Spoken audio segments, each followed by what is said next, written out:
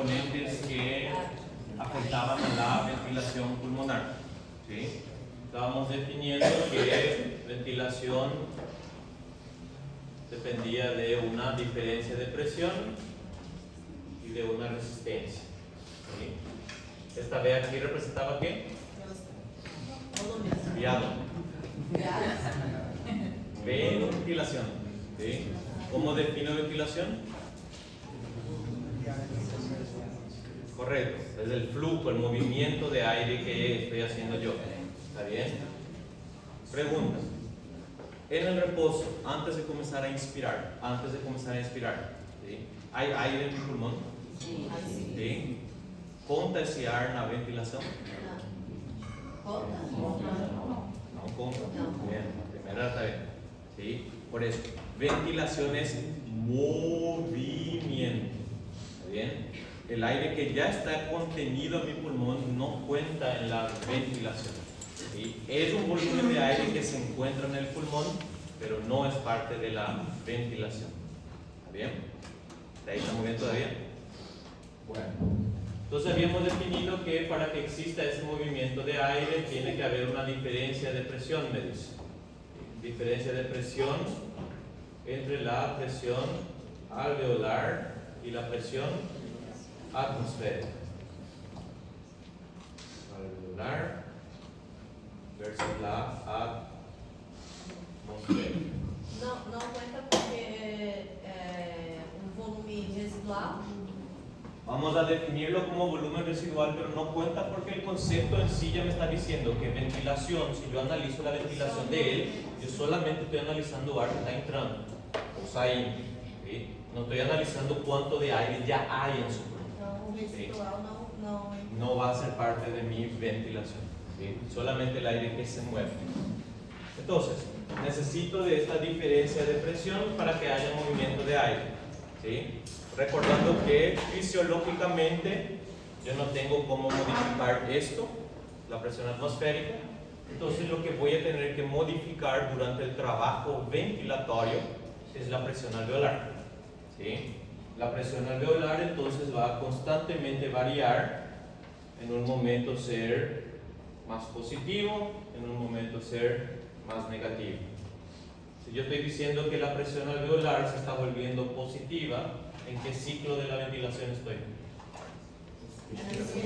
En la expiración. ¿Sí? En otras palabras estoy diciendo que hay más presión dentro del pulmón, entonces el aire para afuera. ¿Sí? En otro momento la presión alveolar va a ser menor, estoy generando un vacuo, entonces voy a sugar aire para adentro. ¿Está bien?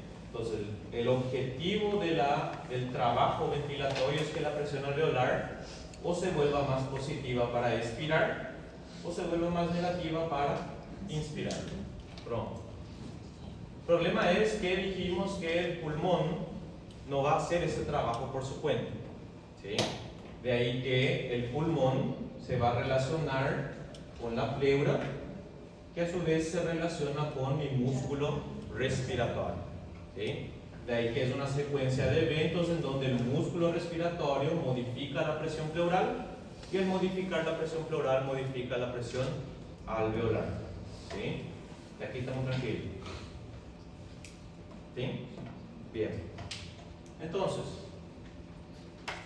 en la clase pasada habíamos analizado cómo se comportaban esas presiones y básicamente hicimos este gráfico pero en un cuadrito. ¿Sí? ¿En dónde? Si se fijan en este cuadro, ¿da para ver? ¿Da para leer? Sí. En el fondo da para ver. Se paga a luz. ¿Sí? Ven que apague, vamos a dormir. Não, só mandei. Hola. Justito, lo llaman mal tiempo. Bueno. Esto, por ejemplo, quiero que justamente pregunten, porque gráficos, por ejemplo, pueden ser para la prueba práctica. Leer un gráfico, solamente leer. ¿Está bien? Entonces, tenemos un gráfico aquí que me está representando en coordenada I, cambio de volumen, cambio de volumen, cambio de volumen pulmonar. ¿Sí? Si ese pulmón se está expandiendo, si el pulmón se está retrayendo. ¿Sí?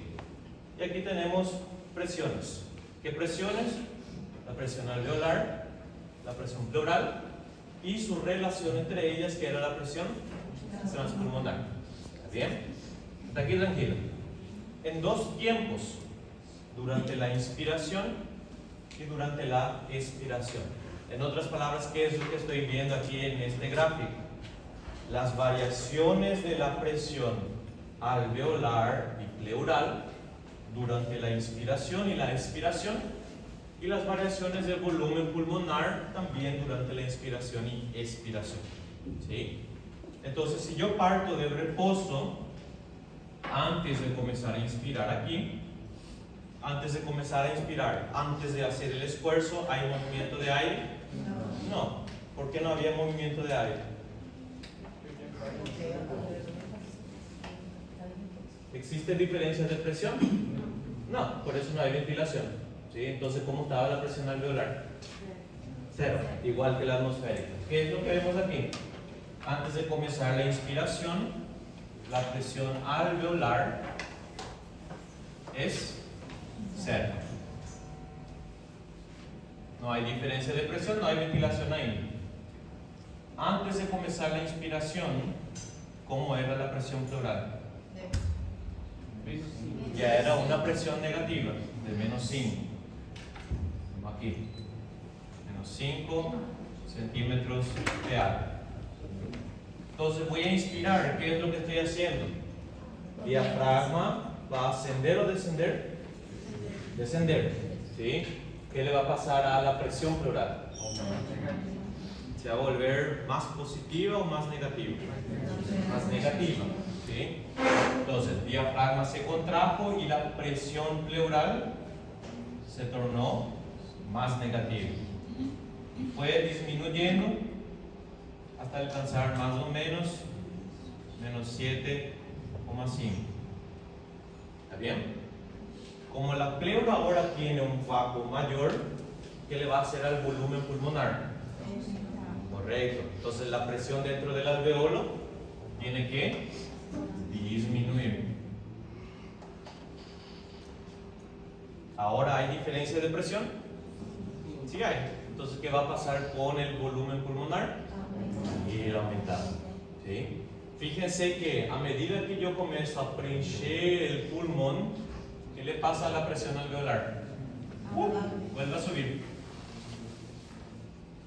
Hasta quedarse de nuevo en cero. Por eso estoy diciendo, antes de comenzar la inspiración, la presión alveolar era de 0. Y al finalizar, también. ¿Sí? La diferencia es que ahora hay unos 500 ml a más de volumen en el pulmón. ¿Sí? Yo gerei un vácuo, cierto, pero ese vácuo se preenche con ar que está entrando. Por eso la presión alveolar vuelve a ser 0. ¿Sí? Aquí tranquilo. Ahora, durante la expiración,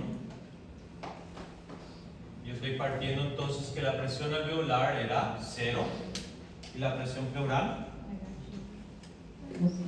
menos 5 o menos 7,5. Recuerden que antes de iniciar la expiración, ¿dónde está el diafragma? Contraído. ¿Sí? Entonces esa presión pleural ainda está más negativa. ¿Sí? Ahora voy a iniciar la expiración y voy a relajar el diafragma. ¿Qué le va a pasar a la presión pleural? Va a comenzar a aumentar de nuevo. ¿Está bien?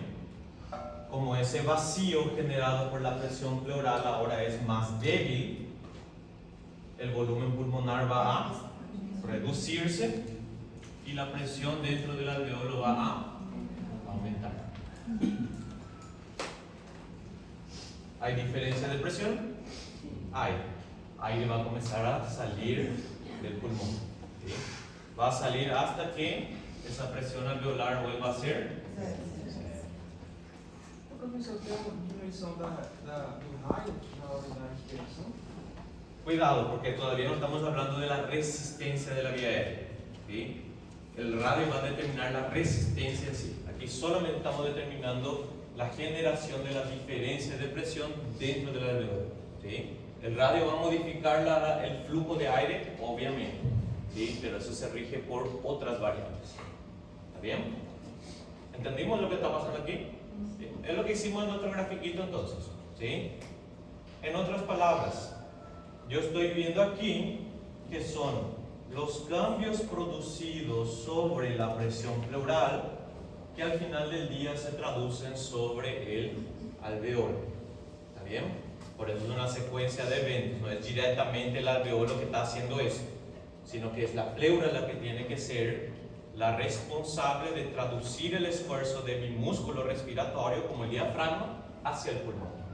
¿Está bien? Aquí tranquilo. Si se recuerdan también habíamos dicho que el pulmón, por su naturaleza, por fuerzas pasivas, dentro de la caja torácica está intentando retraerse o expandirse. Retraerse. Estamos hablando de que existen normalmente fuerzas de retroceso en el pulmón que están constantemente intentando retraer el pulmón.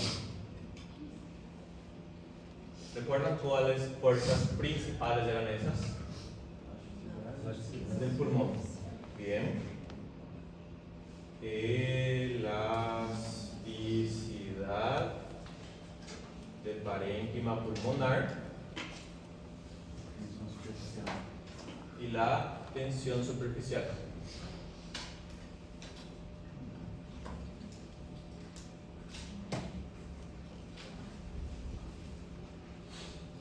¿Cómo voy a definir con mis palabras qué es la elasticidad del parénquima pulmonar?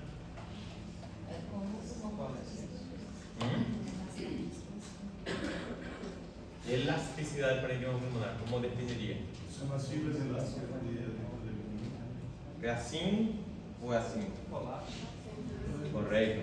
Recuérdense, elasticidad, ¿sí?, es una fuerza de retroceso, ¿sí?, de retracción, ¿sí? Si yo tengo una banda elástica y yo le estiro a la banda elástica, elasticidad es esa fuerza que está haciendo la banda elástica para tornar a su forma original. Recuerden que el pulmón, si yo saco de la caja torácica, ¿qué él hace? Se retrae. ¿Bien? Una de esas fuerzas que están retrayendo el pulmón es la elasticidad del parénquima pulmonar. ¿Está bien? El concepto de expansión, qué tan fácil se abre el pulmón, se expande el pulmón, es la distensibilidad o complacencia. ¿Está bien? No confundan ese detalle. ¿De qué depende la elasticidad del parénquima pulmonar? ¿De qué depende que una banda elástica sea elástica? Que esté hecho de goma o que esté hecho de papel. Goma, el que tiene la goma que no tiene el papel. Fibras o bandas elásticas. Así de simple.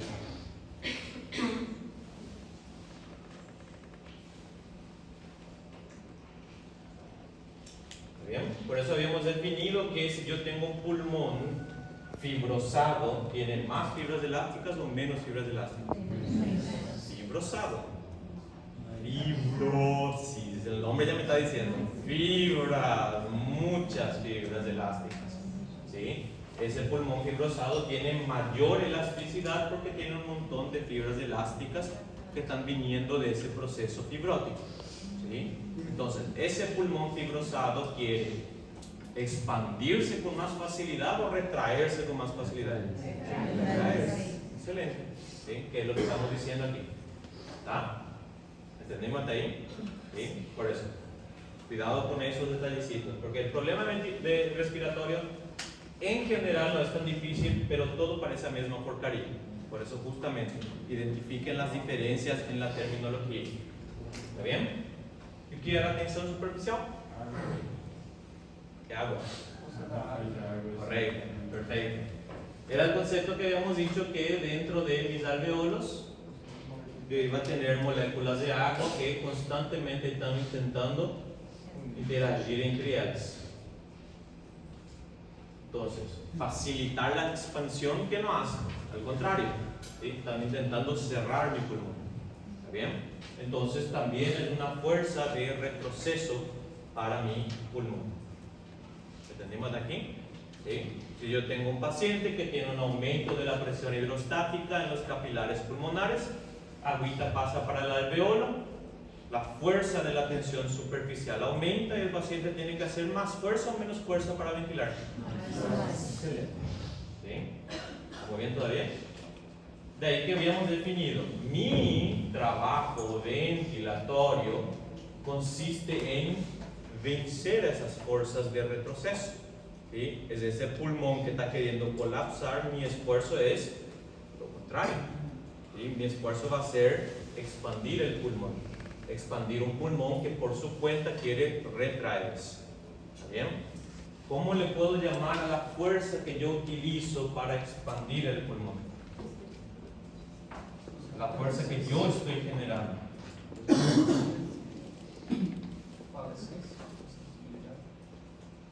Distensibilidad va a ser el análisis de qué tanto volumen aumentó de acuerdo a esa fuerza. Pulso torácico. Puedo decir que si la presión pleural se tornó más negativa, estoy haciendo más fuerza para expandir este pulmón. Sí, totalmente. Si la presión pleural se vuelve más negativa, ¿qué le pasa al volumen pulmonar? Aumenta. ¿Sí? Entonces, si yo analizo el efecto que tiene la presión pleural sobre la presión alveolar, que aumenta en Kirchhoff, ¿qué estoy analizando? Excelente. ¿Sí? Por eso, entiéndase por presión transpulmonar esa fuerza que yo estoy haciendo en contra de ese retroceso elástico del pulmón para poder expandirlo. ¿Está bien? ¿Entendieron esa partecita? Seria a diferença entre pleural e alveolar. Alveolar y pleural, es así mismo. ¿Sí? La presión transpulmonar, por definición, es la diferencia entre la presión alveolar y la presión pleural. ¿Sí? Qual a interação tipo, dentro do alvéolo, a produção excessiva de muco com relação à pressão da caixa? Vamos a ver. ¿Entendieron el concepto de presión transpulmonar? ¿Sí? Ok. Entonces, hagamos una comparación rapidita a ver si entendimos algún concepto aquí. Tengo un paciente A y un paciente B. Paciente A ventila e introduce al pulmón 500 ml. ¿De qué? De aire. ¿Sí? Paciente B ventila e introduce también 500 ml de aire. ¿Sí? Paciente A, para introducir esos 500 ml, utilizó una presión transpulmonar de 2,5 centímetros de agua. Paciente B, para ese mismo volumen, utilizó una presión transpulmonar, digamos, de 5 centímetros de agua. Ambos introdujeron el mismo volumen. Ambos ventilaron la misma cantidad de aire. ¿Sí? ¿A quién le costó, a quién le fue más difícil introducir los 500 ml? ¿Entendieron? Por eso, presión transpulmonar es qué tanto esfuerzo yo hice para vencer el retroceso pulmonar. ¿Sí? Este paciente tuvo que hacer el doble de fuerza que el primero para introducir el mismo volumen. ¿Sí? A este obviamente le costó más. ¿Está bien? De ahí que yo puedo decir, ¿quién tiene un pulmón más distensible? ¿Paciente A o paciente B? ¿Quién tiene un pulmón que se expande más fácil?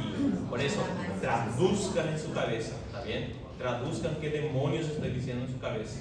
¿Tá? ¿Cuál de estos pacientes le fue más fácil, estoy diciendo? Porque dije distensible, distensible es abrirse. ¿Sí? Al paciente A le fue más fácil. ¿Sí? Al paciente B le costó más. ¿Sí? Entonces, este individuo tiene un pulmón más o menos distensible. Más distensible. El pulmón de este individuo es menos distensible. ¿Sí? Entonces, si yo tengo un paciente que tiene aquí secreciones, ¿sí? ¿Qué está aumentando? Atención superficial. Entonces, solamente un principio lógico. Necesito entonces más fuerza para vencer ese retroceso. ¿Qué puedo decir entonces que le va a pasar a mi presión transpulmonar?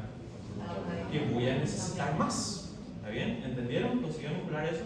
¿sí? Es decir, yo no estoy diciendo si aquí viró menos 1, más 1 o 0. Los dos tenían la misma porquería de aire, ¿sí? Estamos determinando qué es lo que está diciendo que un individuo utilice X cantidad de fuerza y el otro individuo utilice el doble. ¿Está bien? Sí. E, por exemplo, da asma, Sí. que não é uma tensão superficial. Correcto. Claro, que não- También puede haber secreciones en el asma, puede haber. Ahora, la definición del asma es que yo tengo un cano da vía aérea. O cano da vía aérea é o problema. ¿Qué hace o cano da vía aérea, o cano que es da vía aérea durante el asma? Entonces, ese principio es resistencia. Por eso no entra aquí. Nosotros estamos analizando sin el contexto del diámetro del caño, ¿sí? Obviamente que si el caño está alterado, ¿sí?, la necesidad de hacer más fuerza va a ser mayor. ¿Pero por qué? Porque tengo que compensar un aumento de la resistencia. ¿Bien? ¿Cómo entendiendo? Bien. No es tan difícil así. Preguntas até aí? Eu não entendi por que a pressão alveolar na inspiração fica negativa e na expiração. Bien. Ahora, no va a salir ningún cálculo. Lo que yo quiero es que entiendan qué significan estos nombres en términos prácticos. ¿Sí? De 3 carajos me sirve que ustedes sepan que la presión transpulmonar es presión alveolar menos la presión pleural. Nunca van a hacer ese cálculo en su vida. ¿Sí? Ahora, van a leer muchísimo que en X patología se afecta la presión transpulmonar, en X patología la distensibilidad pulmonar aumenta, en la otra reduce. Lo que quiero es que vayan entendiendo qué significa eso. Entonces, primero, colega, ¿por qué tiene que ser negativo durante la inspiración? ¿Sí? Imagínate que yo tengo aquí una pelotita cerrada, ¿sí? Esta pelotita cerrada digo que tiene una presión positiva en su interior, ¿sí? Se eu furo essa bola, o ar contido nela vai entrar ou vai sair? Entonces, el aire está siendo expulsado. ¿Por qué? Porque estoy diciendo que la presión dentro de la pelota, la presión dentro de esta bola, es mayor que la presión atmosférica. Una gradiente de presión, diferencia, siempre va a mandar el contenido de donde hay más a donde haya menos, ¿sí? Entonces, la expiración entonces, si quiero introducir el aire, tiene que estar ocurriendo lo contrario. Tiene que haber una presión negativa, un vacío, un vácuo, ¿sí? De manera que una vez que yo conecto esto con la atmósfera, el aire va a querer entrar. ¿Sí? ¿Ok? Bien. Perfecto. Entonces estamos bien con gradiente de presión. Os pacientes estão a nível do mar? Sí, por eso. No estamos haciendo ninguna variación de la presión atmosférica. Estamos considerando que la presión atmosférica a nivel del mar no hay cambios. ¿Sí? ¿Estamos bien? Doutor, Sí. a pressão transpulmonar é só então uma força que a gente tem que fazer para vencer essa da pressão superficial e a elasticidade?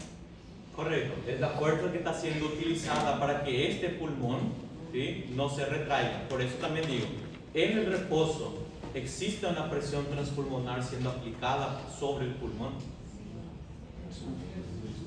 Claro que sí, porque en un reposo, ¿sí?, tiene aire en mi pulmón, está queriendo retraerse y justamente necesito una presión transpulmonar que lo mantenga expandido. ¿Sí? Ahora, si yo quiero abrir ainda más, ¿qué tengo que hacer? La presión transpulmonar tiene que aumentar. Por eso solamente imagínense la dirección de la fuerza. Bien, facilito. Por eso, más o menos por ahí nomás van a ser las preguntas de la prueba práctica. Nada raro, nada fuera de lo común. Pero não é que falar em vencer resistência ahora. Não hay que falar en vencer resistência. Ahora enseguida vamos a hablar de resistencia. Não. claro de sus conceptitos antes de continuar, porque si no después ya se nos mezcla todito. Volúmenes y capacidades pulmonares llegaron a ver.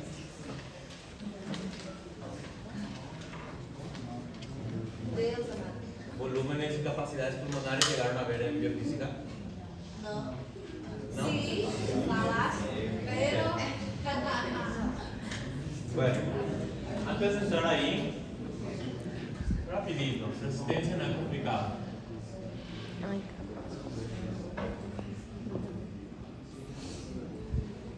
Entonces ya tenemos una idea, ¿cierto? Al final del día, la diferencia de presión entre la atmósfera y el alveolo, ¿sí? Pero ya vimos que hay 500 engranajes en el camino que están determinando qué tan fácil puede ser generar esa diferencia de presión, ¿sí? ¿Está bien? Ahora, resistencia.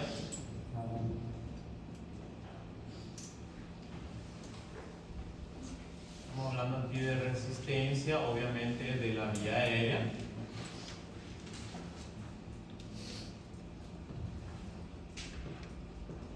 ¿Cómo traduciría esto en mi cabeza? Es la oposición, exactamente, ¿sí? Es algo que está facilitando la ventilación o está dificultando la ventilación. Dificultando, de ahí que aquí mismo yo puedo ver que si la resistencia aumenta, ¿qué le va a pasar a la ventilación? Se va a ir para abajo. ¿Está bien? La resistencia se determina por muchas variables, no muchas realmente, como la viscosidad del aire, la longitud de la vía aérea.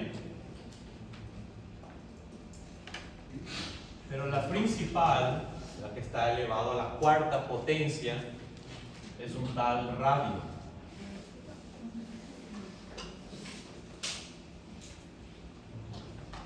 ¿Qué es el radio? Aparello para oír música.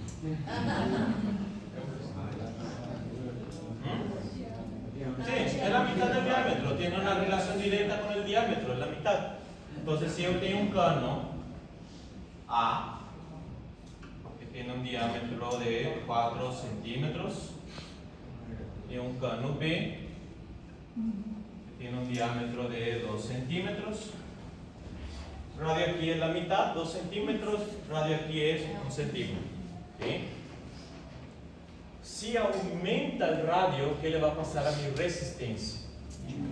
Disminuye. Y si la resistencia disminuye, la ventilación, que es obvio, ¿sí? Si el cano está se abriendo, obviamente que el aire va a pasar más fácil, ¿sí? Si se está abriendo, el diámetro aumentó, el radio aumentó. Si el caño se está cerrando, el diámetro disminuyó, el radio disminuyó, va a ser más difícil que pase el aire. ¿Está bien? Ahora, fisiológicamente, ¿cuál es el mecanismo que regula la resistencia de la vía aérea?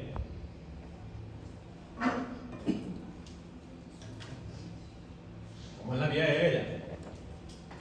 No más en el alveolo. ¿Cómo yo puedo regular la resistencia de la vía aérea?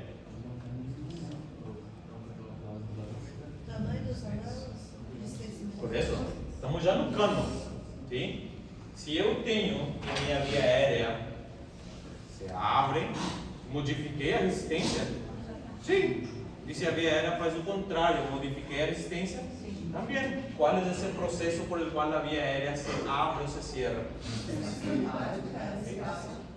Ya es activo, primer punto, es feito pelo músculo liso bronquial, ¿sí?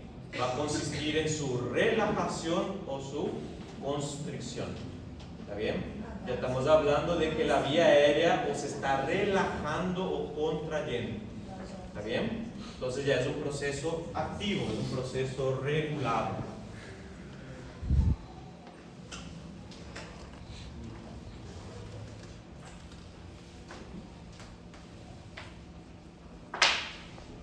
Entonces, No caso, bronquio, Bien. broncoconstricción. excelente. Entonces en un momento puedo tener la relajación ¿de quién? Del músculo liso bronquial.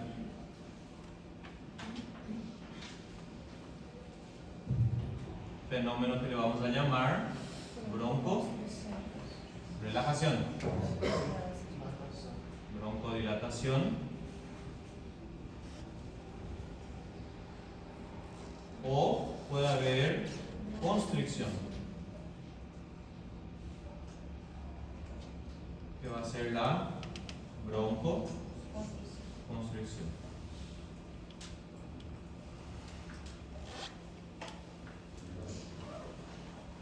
¿Está bien?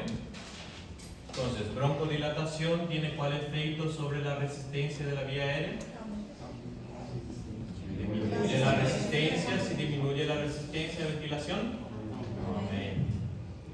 Ya la broncoconstricción va a tener el efecto contrario. La vía aérea se cierra, es más difícil que el aire pase, entonces la ventilación va a disminuir.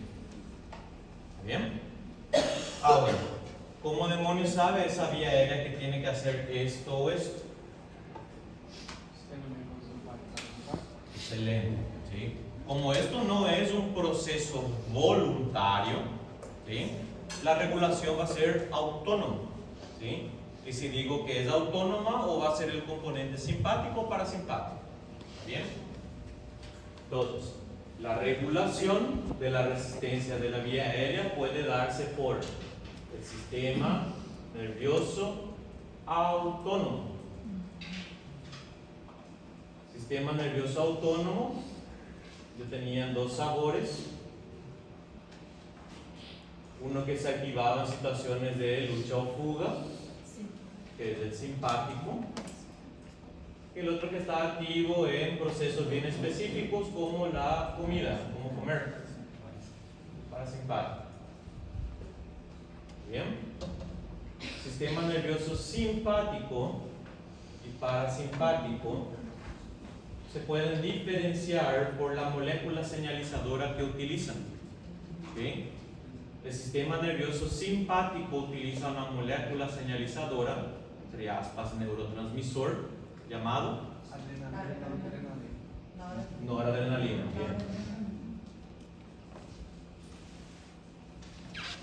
O se puede valer de la médula de la glándula suprarrenal para liberar grandes cantidades de adrenalina. ¿Bien? Por eso, la mayor parte de las neuronas simpáticas liberan noradrenalina. La adrenalina del simpático tiene su origen principalmente en la médula adrenal. ¿Está bien? Ya el sistema nervioso parasimpático utiliza ¿cuál molécula señalizadora? La famosa acetilcolina. Esto es acetilcolina. Entonces la noradrenalina y la adrenalina.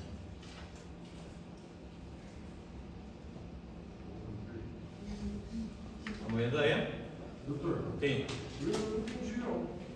Desde Qual? o começo aí, o sistema nervoso do SMA, eu não tinha a sequência que o senhor fez. Ok. Entonces, primer punto. Este proceso de broncodilatación o broncoconstricción, ¿yo tengo algún control voluntario de eso? No. Entonces estamos descartando la vertiente somática y definiendo que es autónomo, ¿sí? Es involuntario. ¿Sí? Ese proceso involuntario vamos a ir viendo que ocurre en regiones bien basales del cerebro, principalmente en un centro llamado hipotálamo. ¿Sí? Ese hipotálamo tiene dos centros de regulación que se van a activar en distintos momentos. ¿Sí? En un momento en donde el cerebro percebe que yo estoy en una situación de luta o fuga, o en una situación donde el cerebro está asistiendo Netflix comiendo pipoca. ¿Está bien? A la vertiente que es de lucha o fuga le vamos a llamar sistema nervioso simpático. ¿Sí? Todo el control de los efectos corporales que me van a ayudar a que yo salga corriendo o me pelee, ¿sí? Todo eso va a ser dominio del simpático. ¿Sí? Ya lo contrario va a ser dominio del parasimpático. ¿Está bien? Estamos hablando de neuronas. ¿Sí? Son neuronas que van a estar viniendo del cerebro, se van a conectar un montón con la médula espinal y de ahí van a salir para afuera. ¿Está bien? Esas neuronas tienen que liberar sustancias para comunicarse con algún tejido, ¿sí? Sea músculo liso, sea músculo cardíaco, sea una glándula, y para avisarle. Esa molécula señalizadora es variada, ¿sí? Cada sistema tiene una molécula señalizadora diferente, ¿sí? En términos generales, a esa molécula señalizadora que está siendo liberada le vamos a llamar neurotransmisor. ¿Recuerdan cuando hablaban de placa motora? Que yo tenía la neurona, que acá aparece un testículo, ¿sí? Que tenía vesículas secretoras y que tenía que liberar esas vesículas secretoras para estimular algún receptor en el tecido alfa. ¿Bien? Esas moléculas señalizadoras que están aquí dentro de la vesícula van a ser mis neurotransmisores. ¿Está bien? Se le llama así para diferenciar otros tipos de moléculas señalizadoras que no vienen de neurona. Por ejemplo, una hormona es una molécula señalizadora. ¿Está bien? Diferencia, uno viene de una neurona, el otro viene de una glándula endógena. Punto. ¿Está bien? Ahora, el sistema nervioso simpático libera un neurotransmisor, una molécula señalizadora llamada noradrenalina, ¿sí? O norepinefrina también se le puede llamar, ¿sí? Ahora, cuando yo hablo de una descarga simpática general, ¿sí? Bien sistemática, lo que suele hacer el simpático manda una señal hacia la glándula suprarrenal. Recuerdan que la glándula suprarrenal tenía una corteza y una médula en el centro, ¿sí? La corteza de la glándula suprarrenal producía hormonas esteroides, ¿sí? Aldosterona, cortisol y algunas hormonas androgénicas, ¿sí? Y la médula son literalmente derivados de neuronas del sistema nervioso simpático, ¿sí? Y secretan adrenalina. ¿Bien? ¿Hasta ahí estamos bien? ¿O no? No. Tá. Ahora, el sistema nervioso parasimpático va a liberar otro neurotransmisor que es la acetilcolina. ¿Bien? Hasta aquí tranquilo. Ahora, vamos a ir un pasito más, vamos a ver si estamos entendiendo. Sería entonces la adrenalina o la acetilcolina la que va a producir la broncoconstricción. Claro, porque si yo estoy diciendo que el sistema nervioso simpático tiene que garantizar que yo salga corriendo o que yo pueda luchar, ¿sí? ¿Qué tiene que hacer la vía aérea? ¿Abrirse o cerrarse?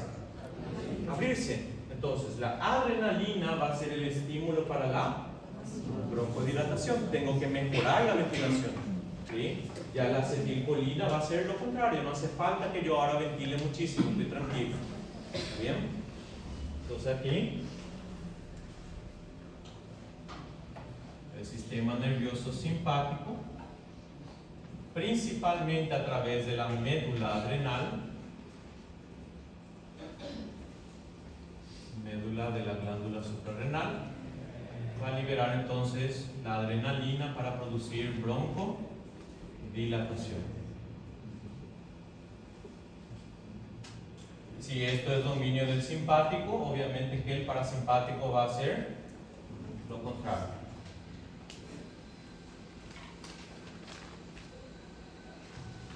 Acetilcolina.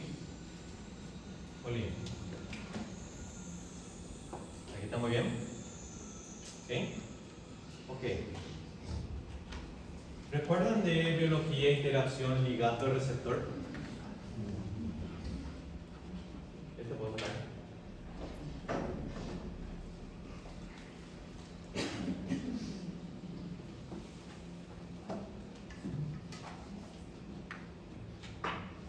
¿Recuerdan o no recuerdan? Entonces, digamos que tengo aquí un tejido y este tejido va a tener en su membrana receptores. Receptores son las fechaduras sobre las cuales mis moléculas señalizadoras van a ser las llaves.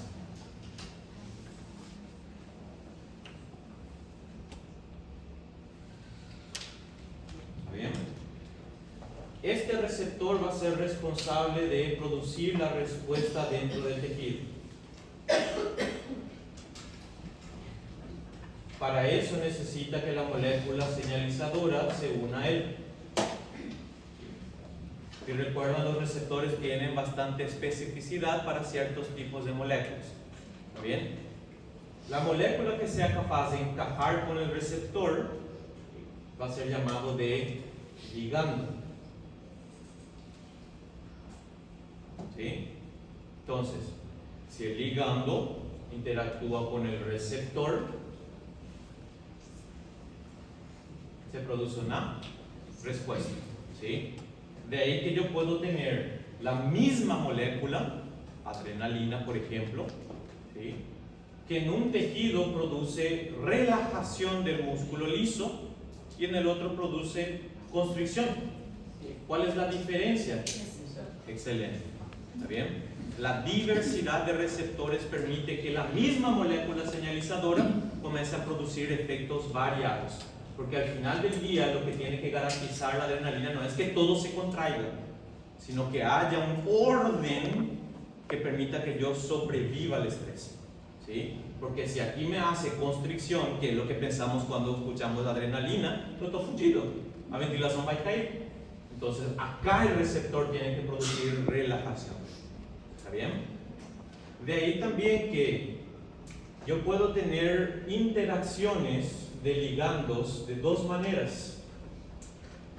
Yo puedo tener un ligando, recordando que el ligando ya deja implícito que puede interactuar con receptor. Un ligando que viene, encaja en el receptor y produce una respuesta. ¿Sí? Esto es un ligando efector o una interacción agonista. Agonista entonces produce la respuesta del receptor. ¿Sí? De la misma manera puedo tener un ligando que viene, encaja en el receptor, pero no produce respuesta. Esta es una interacción antagonista. También se le conoce a ese ligando como bloqueador.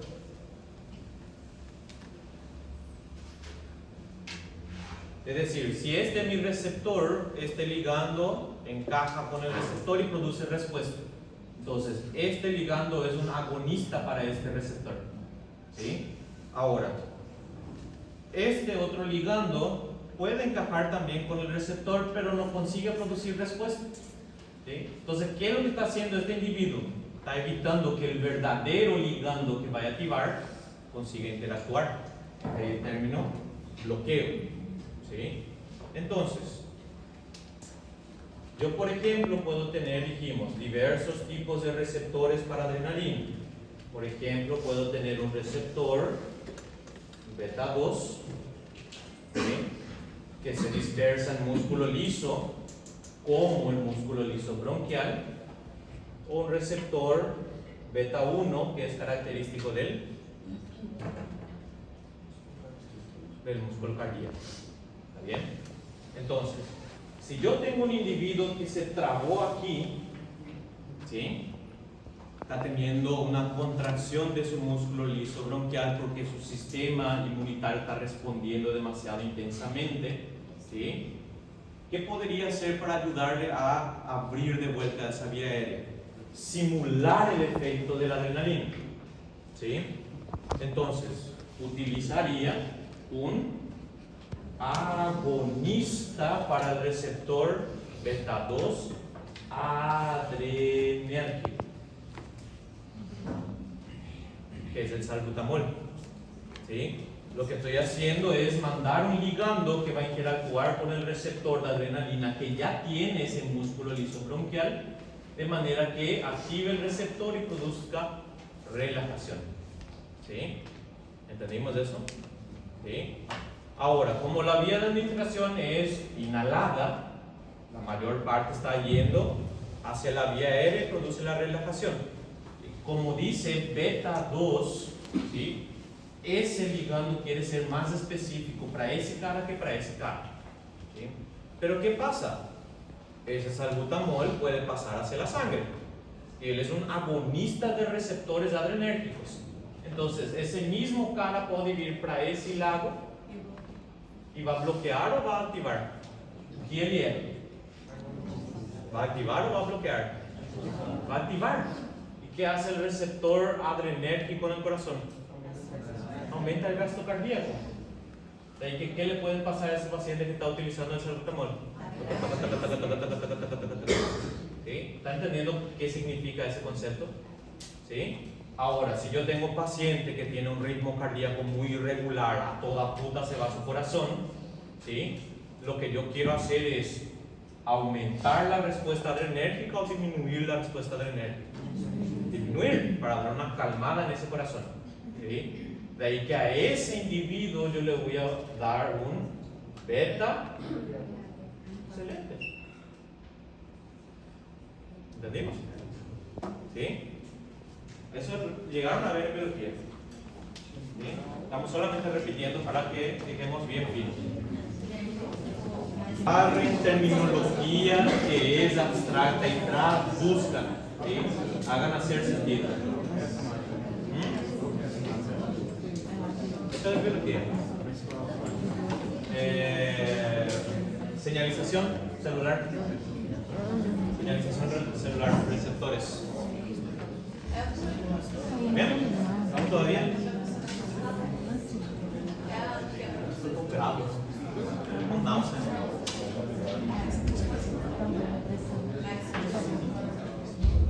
Já está quente, né?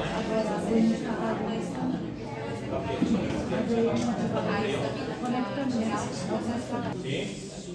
Que yo puedo tener una respuesta inmunitaria generalmente mediada por mastocitos, ¿sí? Que va a ser local, ¿sí? Entonces, si entra algún antígeno dentro de la vía aérea, la respuesta del sistema inmunitario tiene que ser cerrar esa vía aérea para proteger todos los sacos alveolares que dependen de esa vía aérea, ¿sí? Esa respuesta, entonces estamos definiendo que hace broncodilatación o broncoconstricción. Broncoconstricción. Aquí. Y es mediado principalmente por la histamina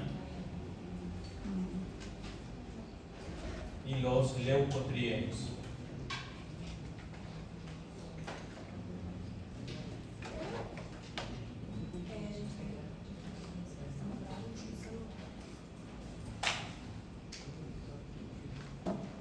¿Está bien? Fíjense que la histamina es la misma porquería, porque si es que pienso, cuando yo tengo una respuesta alérgica, ¿qué pasa con la producción de moco? Aumenta, ¿sí? Entonces, me queda implícito de que hay una vasodilatación, una vasoconstricción en mi nariz. Tengo que pasar más agua a la glándula para producir más moco, entonces tiene que pasar más sangre o menos sangre. Más sangre, ¿sí? Entonces, sobre el vaso sanguíneo está produciendo relajación, pero sobre el músculo liso, ¿qué está haciendo? Entonces, receptores diferentes en tejidos diferentes. ¿Bien? ¿Entendimos eso? ¿Sí? Perfecto. Ahora, último. Uno de los gases de la ventilación también puede producir broncodilatación de manera local, ¿sí? Es decir, dependiendo de la ventilación de cada alveolito. Cuando digo gases de la ventilación, tengo que pensar en quién. En el oxígeno o en el CO2. Uno de los dos va a tener que ser. Vamos a tirar ese.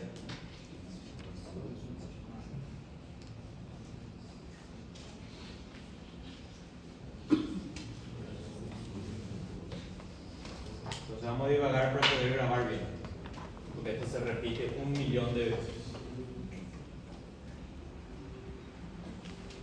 Yo tengo aquí un alveolo y su capilar pulmonar. La ventilación está trayendo ¿cuál gas? El oxígeno. Ok. ¿Se está limpiando? CO2. Ya la sangre del retorno venoso está trayendo principalmente.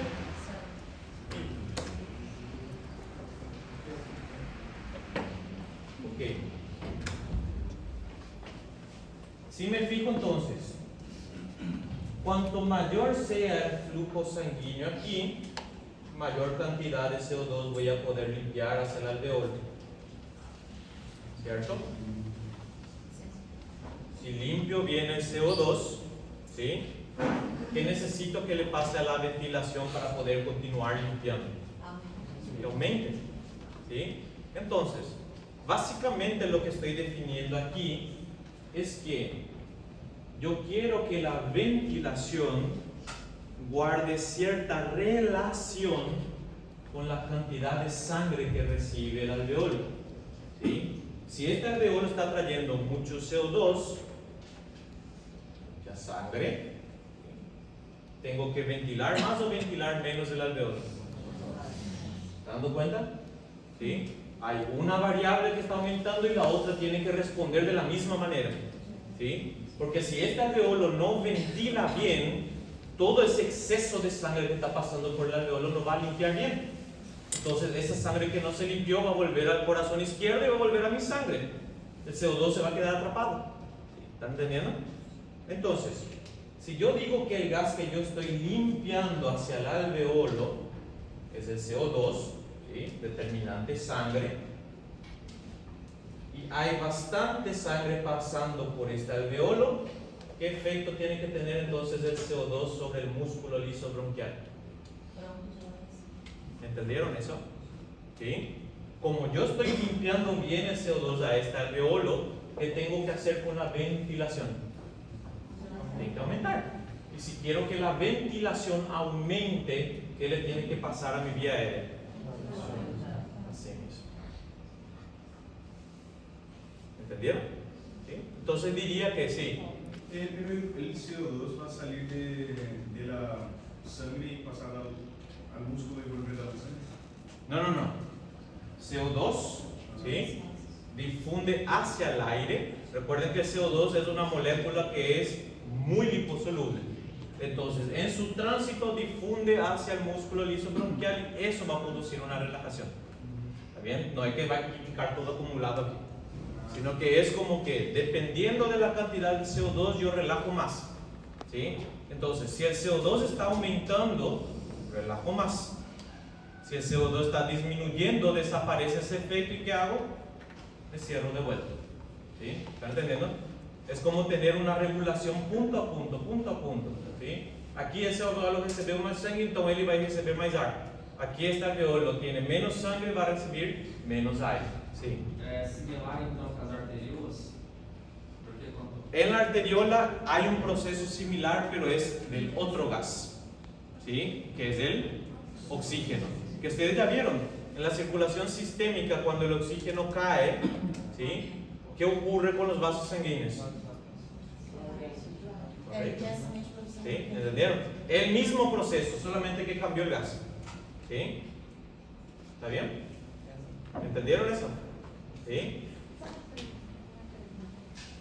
Por isso que quando você está com acidose, ele tem aquela respiração de... Por eso justamente, aparte del efecto que va a tener sobre los centros reguladores que vamos a hablar, tengo que asegurar que la vía aérea genere lo menos de oposición posible. ¿Sí? Tiene sentido, es un principio lógico. Si ese CO2 se queda aquí y no me está ayudando, ¿sí? Tiene que salir. Entonces la propia vía aérea le está facilitando ese proceso. ¿Está bien? Perfecto. Ay, cansé. ¿Vocês cansaram? Nesse caso que ela falou da acidose, é que a respiração fica mais rápida. Sí. Sobre el centro regulatorio también. Entonces, ¿a dónde voy a colocar aquí un CO2? CO2 ela ¿Ah? Quero ver se tá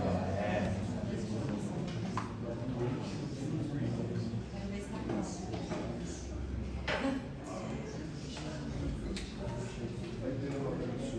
¿Está bien? El oxígeno hace el efecto contrario, ¿sí? No quería discutir todavía porque no es todavía tópico ahora, pero hace el efecto contrario, porque oxígeno viene ¿de dónde? de la ventilación, ¿sí? Y tiene que ir hacia la sangre, ¿sí? Entonces, si la ventilación es buena, ya estoy diciendo que viene oxígeno, ¿sí? ¿Cómo tiene que responder entonces el vaso sanguíneo? ¿Ah? Se a ventilação é boa, tenho que mandar mais sangue ou menos sangue para essa alvéola. Fíjense que es lo contrario que ocurre en la circulación sistémica. ¿Sí? En la circulación sistémica, si hay poco oxígeno, ¿qué hace el vaso sanguíneo? Si aquí hay mucho oxígeno, dilata. Si hay poco oxígeno, se cierra. ¿Sí? Y tiene sentido, porque ¿para qué mierda yo le voy a pasar sangre a un alveolo que no ventila? ¿Está bien? En la circulación sistémica hace lo contrario. ¿Está bien? En la circulación sistémica, poco oxígeno significa que tiene que pasar más sangre. En la circulación pulmonar, poco oxígeno significa que voy a mandar menos sangre. ¿Sí? Por eso es que la presión pulmonar, ¿sí?, puede aumentar demasiado si el paciente ventila mucho o ventila poco. Si el paciente ventila mucho o poco, la presión pulmonar va a estar aumentando drásticamente. Si él ventila poco, entra suficiente oxígeno, ¿qué va a hacer el vaso sanguíneo? ¿Qué va a pasar con la presión pulmonar? ¿Entendieron? ¿Sí? Como el oxígeno es el determinante de si ese vaso sanguíneo está relajando o está contrayendo, ¿sí? Si hay suficiente oxígeno, el vaso sanguíneo. Si no hay suficiente oxígeno, entonces, si este paciente no ventila adecuadamente, no entra suficiente oxígeno. Entonces, ¿qué va a estar pasando en los lechos capilares? Correcto. Se eu começo a mandar a mesma quantidade de sangue, mas eu estou fechando o cano, o que vai acontecer com a pressão aqui dentro? Por eso es que el paciente crítico con hipoxemia, la presión dentro del pulmón comienza a subir. ¿Sí? ¿Entendieron ese principio? ¿Sí? Vamos a repetir de vuelta eso. Justamente por eso no quería hablar todavía de sangre, pero como pareció el tópico hablamos. ¿Sí? Entonces vamos a repetir de vuelta. Ahora solamente quiero que enfoquen primero en ventilación. ¿Bien? ¿Preguntas? Ninguna. Súper claro, súper obvio. ¿Usted, Valín? Sí. Está todo para ir ahí.